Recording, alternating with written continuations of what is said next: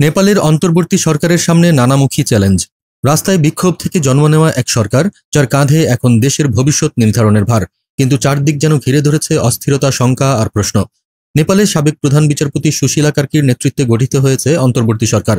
মাত্র ৩ সদস্যের এই মন্ত্রিসভা এখনই দাঁড়িয়ে আছে কঠিন এক সংকটে। সামনে নির্বাচন আয়োজন, ভাঙা অবকাঠামো পুনর্নির্মাণ, আর সবচেয়ে বড় সংকট বহির্বিশ্বের চাপ সামলানো। আন্তর্জাতিক সম্পর্ক বিশেষজ্ঞরা বলছেন, নেপালের জন্য এখন সবচেয়ে গুরুত্বপূর্ণ চ্যালেঞ্জ হল পররাষ্ট্রনীতি। ভারত, চীন, আমেরিকা, ইউরোপ সবাই তাকিয়ে আছে কাঠমান্ডুর দিকে।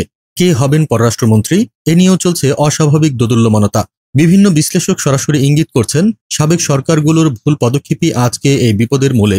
কেউ কেউ বলছেন, চীন পাকিস্তান ঘনিষ্ঠতার নামে নেওয়া কিছু সিদ্ধান্ত নেপালকে পশ্চিমাদের আস্থা থেকে দূরে ঠেলে দিয়েছে। অবশেষে প্রশ্ন একটাই, অভ্যন্তরীণ বিশৃঙ্খলার ভেতর দাঁড়িয়ে এই ছোট্ট হিমালয়ী দেশ কি ভারত চীনের দ্বৈত চাপের মধ্যে টিকে থাকতে পারবে, নাকি বৈশ্বিক শক্তির খেলায় নেপালও হবে আরেকটি বলি?